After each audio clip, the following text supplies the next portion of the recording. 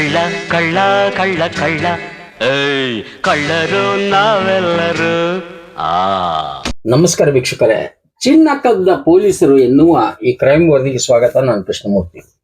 ವೀಕ್ಷಕರು ಹೇಳ್ತಾರಲ್ಲ, ಇತ್ತೀಚೆಗೆ ಪೊಲೀಸರಿಗೆ ಏನಾಗಿದೆ ಗೊತ್ತಿಲ್ಲ, ಒಂದು ATM ಬ್ಯಾಂಕ್ ಅನ್ನ ಅದು ಹಣ ಏನ್ ಸಪ್ಲೈ ಮಾಡ್ಲಿಕ್ಕೆ ಹೋಗ್ತಾರಲ್ಲ, ಅದ್ರ ದರೋಡೆ ಮಾಡ್ಲಿಕ್ಕೆ ಅಂತ ಹೋಗ್ತಾರೆ, ಅದರಲ್ಲಿ ಇನ್ವಾಲ್ವ್ ಆಗ್ತಾರೆ ಹೆಡ್ ಕಾನ್ಸ್ಟೇಬಲ್. ಹಾಗೆ ಕೆಲವೊಂದು ಕಡೆ ಅವರೇ ದರೋಡೆ ಮಾಡಿ ಅಂತ ಹೇಳ್ಕೊಡ್ತಾ ಇದ್ದಾರೆ. ಇದು ದುರಂತ.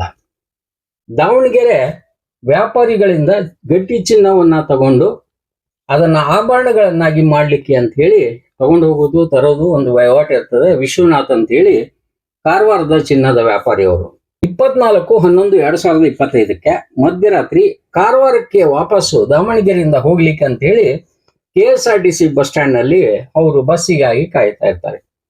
ಇಬ್ಬರು ಪೊಲೀಸರು ಬರ್ತಾರೆ ಸಿವಿಲ್ ಡ್ರೆಸ್ ನಲ್ಲಿ. ಮಾಳಪ್ಪ ಚಿಪ್ಪಲಕಟ್ಟಿ ಅಂತ, ಹಾಗೆ ಪ್ರವೀಣ್ ಕುಮಾರ್ ಅಂತ ಹೇಳಿ ಅವರು ನಾವು ಎನ್ಕ್ವೈರಿ ಮಾಡ್ಬೇಕು ಬನ್ನಿ ಅಂತ ಹೇಳಿ ಏರ್ಗನ್ ತೋರಿಸಿ ಹೆದರಿಸಿ 80 ಗ್ರಾಂ ಚಿನ್ನವನ್ನ ಆತನಿಂದ ಕಸಿದು ಪರಾರಿ ಆಗ್ತಾರೆ. ಆತ ದೂರನ್ನ ಕೊಡ್ತಾನೆ. ಕಡೆಗೆ ಈಗ ಅವರಿಬ್ರು ಪೊಲೀಸರು ಜೈಲಿನಲ್ಲಿ ಮುದ್ದೆ ಮುರಿತಾ ಇದ್ದಾರೆ. SP ಅವ್ರು ಏನ್ ಹೇಳ್ತಾರೆ ಅಂತ ಕೇಳಿಸ್ತಾ ಬೇಲಿಯೇ ಎದ್ದು ಹೊಲವನ್ನು ಮೇಯ್ದಂಗೆ ಇದು ದುರಂತ.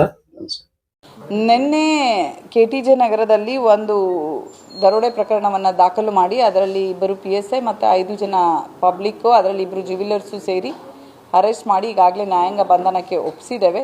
ಮೊನ್ನೆ ರಾತ್ರಿ ಒಬ್ಬ ಚಿನ್ನದ ವ್ಯಾಪಾರಿ ವಿಶ್ವನಾಥ್ ಅಂತ ಕಾರವಾರದಿಂದ ಅವರು ಇಲ್ಲಿ ಸಣ್ಣದು ಚಿನ್ನದ ಪೀಸಸನ್ನು ತೊಗೊಂಡೋಗಿ ಅವರು ಸಣ್ಣ ಪುಟ್ಟ ಚಿನ್ನವನ್ನು ಮಾಡ್ಕೊಂಡು ಬಂದು ಇಲ್ಲಿ 2-3 ಜನ ಆಭರಣದ ವ್ಯಾಪಾರಿಗಳಿಗೆ ಮಾರಾಟ ಮಾಡಲಿಕ್ಕೆ ಬರ್ತಾ ಇರ್ತಾರೆ. ಇವ್ರಿಗೆ ಮಾಹಿತಿ ಇದ್ದ ಆಧಾರದ ಮೇಲೆ KSRTC ಬಸ್ ಸ್ಟ್ಯಾಂಡಿಗೆ ಅವ್ರು ಆಗಲೇ ಹೋಗಲಿಕ್ಕೆ ಹೊರಟಾಗ ಅವ್ರಿಗೆ ಬಲವಂತದಿಂದ ಕರ್ಕೊಂಡು ಬಂದು ಇಲ್ಲಿಗಲ್ ಆಗಿ ಗೋಲ್ಡನ್ನು ದುಬೈ ಮತ್ತು ಗೋವಾಗೆ ಸ್ಮಗಲ್ ಮಾಡ್ತಾ ಇದೆಯಾ, ನಮಗೆ ಮಾಹಿತಿ ಇದೆ, ಹಾಗಾಗಿ ನಿನ್ನ ಮೇಲೆ ಕೇಸ್ ಮಾಡ್ತೀವಿ ಅಂತ ಹೇಳಿ ಎದುರಿಸ್ತಾರೆ. ನನ್ನ ಹತ್ರ ಎಲ್ಲ ಮಾಹಿತಿ ಅವನು ಹೇಳ್ತಾನೆ. ಅವರು ಹೇಳಿದಾಗ ಇಲ್ಲ, ನಾನು ಅದು ಎಲ್ಲ ಲೀಗಲ್ ಆಗಿ ಮಾಡ್ತಾ ಇದ್ದೀನಿ, ನಾನು ಯಾವುದೂ ಆ ಥರ ಇಲ್ಲೀಗಲ್ ಆಗಿ ಮಾಡ್ತಾ ಇಲ್ಲ ಅಂತ ಹೇಳಿಬಿಟ್ಟು ನೆಕ್ಸ್ಟು ಅವರು ಇಲ್ಲ ನೀನು ತಪ್ಪು ಮಾಡಿದ್ಯಾ ಅಂತ ಹೇಳಿಬಿಟ್ಟು ಬಾ ಪೊಲೀಸ್ ಹತ್ರ ಕರ್ಕೊಂಡು ಹೋಗ್ತೀವಿ ಅಂತ ಹೇಳಿ ERSSಗೆ ಕರ್ಕೊಂಡು ಬಂದಿದ್ದಾರೆ. ಅಲ್ಲಿಂದ ನಮ್ಮ KTJ ನಗರ ಪೊಲೀಸ್ ಠಾಣೆಗೆ ಬಂದು ಅಲ್ಲಿ ವಿಚಾರಿಸ್ತಾರೆ. ಇವನ ಮೇಲೆ ಹೀಗೆ ಇವನು ಸಸ್ಪೆಕ್ಟ್ ಇದ್ದಾನೆ ಅಂತ ಕರ್ಕೊಂಡು ಬರ್ತಾರೆ. ಇಮಿಡಿಯೇಟಾಗಿ ಅಲ್ಲಿದ್ದಂತಹ ನಮ್ಮ ಸೆಂಟ್ರಿಗೆ ನಾವು IG ಸ್ಕ್ವಾಡ್ ಇದ್ದೀವಿ, ಹಾಗಾಗಿ ಇವನು ಸಸ್ಪೆಕ್ಟ್ ಇದ್ದ ಕರ್ಕೊಂಡು ಬಂದಿದ್ದೀವಿ ಅಂತ ಹೇಳಿಬಿಟ್ಟು ಹಂಗೇ ನಾವು ಅದನ್ನು ಪ್ರಾಬ್ಲಮ್ ಸಾಲ್ವ್ ಮಾಡ್ತೀವಿ, ತಮ್ಮದು ಅವಶ್ಯಕತೆ ಇಲ್ಲ ಅನ್ನೋ ರೀತಿಯಲ್ಲಿ ಹೇಳಿ ಹೊರಡ್ತಾರೆ. ಇನ್ ದ ಮೀನ್ ವೈಲ್ ನಮ್ಮ ಸೆಂಟ್ರಿಗೆ ಡೌಟ್ ಬಂದು ಎಲ್ಲರಿಗೆ ಅಲರ್ಟ್ ಕೂಡ ಇಮಿಡಿಯೇಟಾಗಿ ಕಂಟ್ರೋಲಲ್ಲಿ ಮಾಡಿದ್ದಾರೆ. ನಮ್ಮವರು ಇಮಿಡಿಯೇಟಾಗಿ ಅದೆಲ್ಲ ಮಾತಾಡಿ ಅವರನ್ನು ಕರೆಸ್ತಾರೆ. ಸಬ್ ಇನ್ಸ್ಪೆಕ್ಟರ್ ಕರೆಸಿದಾಗ ಇಲ್ಲ, ನಾನು ನನ್ನ ಹೆಂಡತಿಯನ್ನು ಬಸ್ ಸ್ಟ್ಯಾಂಡಿಂದ ಹತ್ತಿಸ್ಲಿಕ್ಕೆ ಹೋಗಿದ್ದೆ ಬ್ಯಾಂಗ್ಳೂರಿಗೆ, ಆವಾಗ ಆ ವ್ಯಕ್ತಿ ನಮ್ಮ ಜೊತೆಯಲ್ಲಿ ಮಿಸ್ಬಿಹೇವ್ ಮಾಡಿದ್ರು, ಸೀಟನ್ನು ಬಿಟ್ಕೊಟ್ಟಿಲ್ಲ, ಹಾಗಾಗಿ ಕರ್ಕೊಂಡು ಬಂದ್ವಿ. ತದನಂತರ ಅವ್ನು ರಿಕ್ವೆಸ್ಟ್ ಮಾಡ್ದ, ಹಾಗಾಗಿ ಅವ್ರಿಗೆ ಹಾಗೆ ಬಿಟ್ಟು ವಾಪಸ್ ಬಂದ್ವಿ ಅಂತ ಹೇಳ್ತಾರೆ. ನಾವು ಹಾಗೆ ನೈಟ್ ಆಗಿದ್ದರಿಂದ ಅವರಿಗೆ ಇರಬಹುದು ಹೇಳಿ ಕಳಿಸ್ಕೊಟ್ಟಿದ್ದೇವೆ. ನೆಕ್ಸ್ಟ್ ಡೇ ವಿಚಾರ ಮಾಡಲಾಗಿ ಈ ಥರ ಕೃತ್ಯ ಬೆಳಕಿಗೆ ಬಂದಿದೆ. ನಮಗೆ ಗೊತ್ತಾದ ತಕ್ಷಣ ಇಮಿಡಿಯೇಟಾಗಿ ಫಿರ್ಯಾದುದಾರರಾದಂತಹ ವಿಶ್ವನಾಥರನ್ನ ಅವರು ಬಂದು ಠಾಣೆಗೆ ಕಂಪ್ಲೇಂಟನ್ನು ಕೊಟ್ಟಿದ್ದಾರೆ. ಆ ಕಂಪ್ಲೇಂಟ್ನ ಆಧಾರದ ಮೇಲೆ ಇವ್ರಿಗೆ ಫೋರ್ಸ್ಫುಲಿ ಅವನಿಗೆ ಕರ್ಕೊಂಡು ಹೋದಾದಮೇಲೆ ಅವನಿಗೆ ನೀನು ಚಿನ್ನವನ್ನು ಕೊಡಬೇಕು ಅನ್ನೋ ರೀತಿಯಾಗಿ ಇಲ್ಲ ಕೇಸ್ ಮಾಡ್ತೀವಿ ಅಂತ ಹೇಳ್ತಾರೆ. ಅವನು ಇಲ್ಲ ಅಂತ ಹೇಳಿದ್ರು ಕೂಡ ಬಲವಂತವಾಗಿ ಅವನಲ್ಲಿದ್ದಂತಹ 76 ಗ್ರಾಂ ಚಿನ್ನವನ್ನು ಕಿತ್ಕೊಂಡಿದ್ದಾರೆ. ನೆಕ್ಸ್ಟ್ ಕರ್ಕೊಂಡೋಗಿ KSRTC ಬಸ್ ಸ್ಟ್ಯಾಂಡಲ್ಲೇ ಅವನಿಗೆ ವಾಪಸ್ ಹತ್ತಿಸಿ ಬರ್ತಾರೆ. ಇದರ ಸಂಬಂಧವಾಗಿ ನಿನ್ನೆ KTJ ನಗರ ಪೊಲೀಸ್ ಠಾಣೆಯಲ್ಲಿ ಸೆಕ್ಷನ್ BNSS 310 ಅಡಿಯಲ್ಲಿ ಪ್ರಕರಣ ದಾಖಲಾಗಿದೆ. ಇದುವರೆಗೆ 7 ಜನ ಆರೋಪಿಗಳನ್ನು ಅರೆಸ್ಟ್ ಮಾಡಿ ನ್ಯಾಯಾಂಗ ಬಂಧನಕ್ಕೆ ಒಪ್ಪಿಸಲಾಗಿದೆ. DYSP ನಗರ ಉಪಯೋಗ ಅವರವರ ಅಡಿಯಲ್ಲಿ ಪ್ರತ್ಯೇಕವಾದ ತಂಡಗಳನ್ನು ಕೂಡ ಅವರಿಗೆ ಕೊಟ್ಟಿದ್ದೇವೆ. ತನಿಖೆಯನ್ನು ನಿಷ್ಪಕ್ಷಪಾತವಾಗಿ ಮಾಡ್ತಾ ಇದ್ದಾರೆ. ಇದರಲ್ಲಿ 2 ಸಬ್ ಇನ್ಸ್ಪೆಕ್ಟರ್ ಇದ್ದಾರೆ, ಒಬ್ಬರು ಪ್ರವೀಣ್ ಅಂತ ಹೇಳಿ, ಇನ್ನೊಬ್ಬರು ಮಾಳಪ್ಪ ಅಂತ ಹೇಳಿಬಿಟ್ಟು 2 ಜ್ಯುವೆಲರ್ಸ್ ಇದ್ದಾರೆ. ಒಬ್ಬರು ಸತೀಶ್ ರೇವಣ್ಕರ್, ನಾಗರಾಜ್ ರೇವಣ್ಕರ್ ಅಂತ, ಇನ್ನು 3 ಜನ ದಿಲ್ಲಪ್ಪ, ನಾಗೇಶು, ಇನ್ನೊಬ್ರು ಇದ್ದಾರೆ. ಅವರು ಇವನ್ ಫ್ರೆಂಡ್ಸು, ಅವನು ಊರಿಂದ ಕರೆಸ್ಕೊಂಡಿದ್ದಾರೆ. ಇಷ್ಟು ಜನನನ್ನು ಈಗಾಗಲೇ ಹೇಳಿದ್ನಲ್ಲ, 2 ಜ್ಯುವೆಲರ್ಸು, ಇನ್ನು 3 ಜನ ಪಬ್ಲಿಕ್ಕು, ಇವನ್ ಫ್ರೆಂಡ್ಸ್ ಕರೆಸ್ಕೊಂಡಿದ್ದಾರೆ. ಹೌದು, ಈಗ ಮಾಹಿತಿಯನ್ನು ಈಗಾಗಲೇ ನಾನು ಹೇಳ್ದಂಗೆ ಅಲ್ಲಿದ್ದಂತಹ ಜ್ಯುವೆಲರ್ಸಲ್ಲಿ ಒಬ್ಬರು ಕೊಟ್ಟಿರ್ತಾರೆ. ಅವ್ರ ಫೋಟೋಸು ಕೂಡ ಎಲ್ಲ ಕಳಿಸ್ಕೊಟ್ಟಿದ್ದಾರೆ. ಸೊ ಅವ್ರದ್ದು ಹೆಲ್ಪ್ ತೊಗೊಂಡು ಮಾಡಿದ್ದಾರೆ, ಹಾಗಾಗಿ ಅವ್ರಿಗೆ ಕೂಡ ಅರೆಸ್ಟ್ ಮಾಡಿದ್ನ.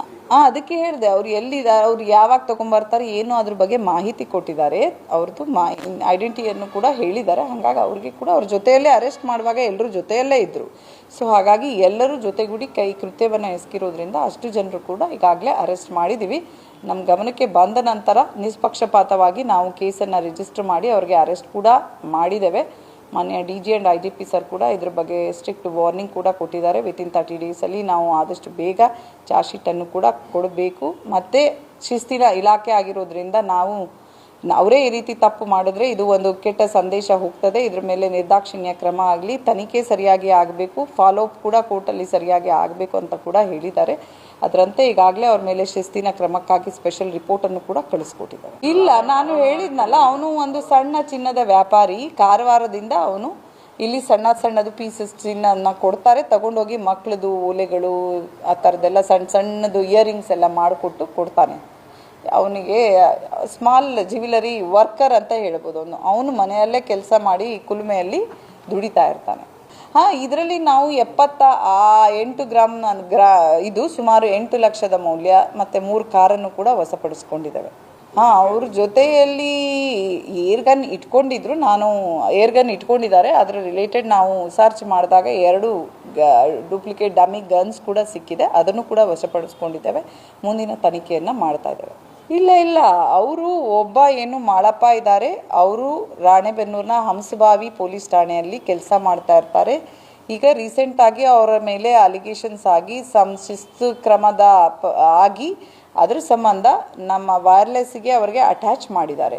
ಎರಡನೇ ಅವನು ಪ್ರವೀಣ ಏನಿದ್ದಾರೆ, ಅವರು ರಾಣೆಬೆನ್ನೂರು ಟ್ರಾಫಿಕ್ ಪೊಲೀಸ್ ಠಾಣೆಯಲ್ಲಿ ಸಬ್ ಇನ್ಸ್ಪೆಕ್ಟರ್ ಆಗಿ ಕೆಲಸ ಮಾಡ್ತಾ ಇರ್ತಾರೆ. ಅವ್ರಿಗೆ ಕೂಡ ರೀಸೆಂಟಾಗಿ ವರ್ಗಾವಣೆಗೆ ಆಗಿರ್ತದೆ. ಅವ್ರಿಗೆ ಸಾಗರ ಪೊಲೀಸ್ ಠಾಣೆಗೆ ವರ್ಗಾವಣೆ ಆದೇಶದಲ್ಲಿ ಇದ್ದಾರೆ, ಇನ್ನೂ ಕೂಡ ರಿಪೋರ್ಟ್ ಆಗಿರೋದಿಲ್ಲ.